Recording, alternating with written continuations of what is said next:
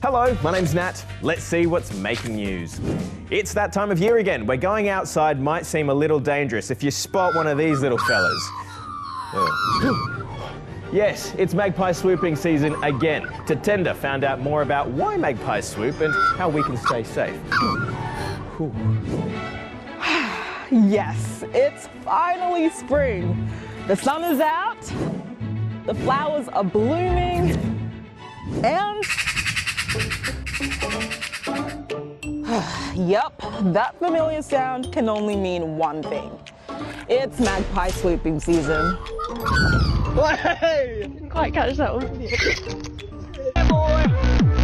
Welcome to spring! Swooping season usually lasts about 6 weeks each year, when baby magpies start to hatch. To protect them, the adult magpies, particularly the dads, start attacking anything they think is a threat.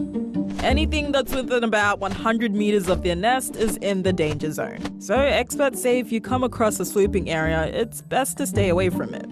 But keeping your distance can be pretty hard to do if you're in the suburbs. So if you happen to end up in their territory, there are some ways to protect yourself. You can wear hats, helmets, or even sunglasses to shield your face.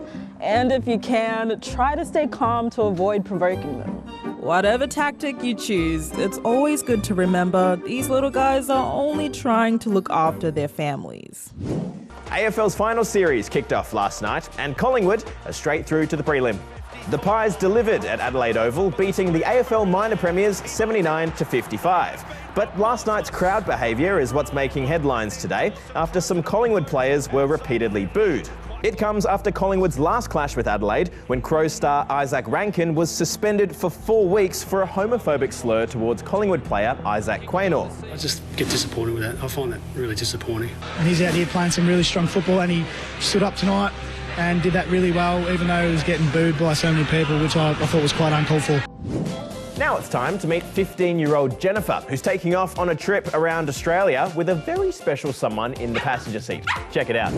So we're going to go to Truscott, Broome, Port Hedland, Geraldton, Busselton, Albany, Esperance, and then across the Nullarbor, Ceduna, Kangaroo Island, Portland, around Tassie, around Bankstown area, Byron Bay, Wiltshire, Harvey Bay, Cooktown, Horn Island, Sliers Island, and then back to Darwin. Yeah, Jennifer here might not be old enough to drive a car, but she's determined to say she's been everywhere, man. I'm about to fly solo around Australia with my co-pup, Bella. So Bella is a golden retriever. She's 3 months old and she is the cutest little thing. We were just driving home one night and I was like, hey, why don't I fly around Australia?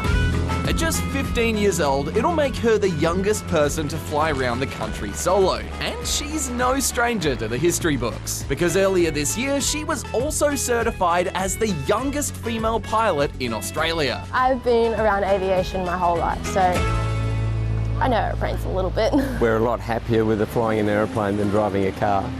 I would much rather she flies than drives, it's a lot safer. The whole trip is expected to take about a month, and her instructors are hoping it'll motivate more kids to reach for the sky, literally. I hope this inspires a lot more young people to come and start flying, because it's a really good hobby to get into. Next year she wants to drive around Australia, and that's a worry. Oh, nice. Now it's time for a part of the show I like to call All in a Day's Work.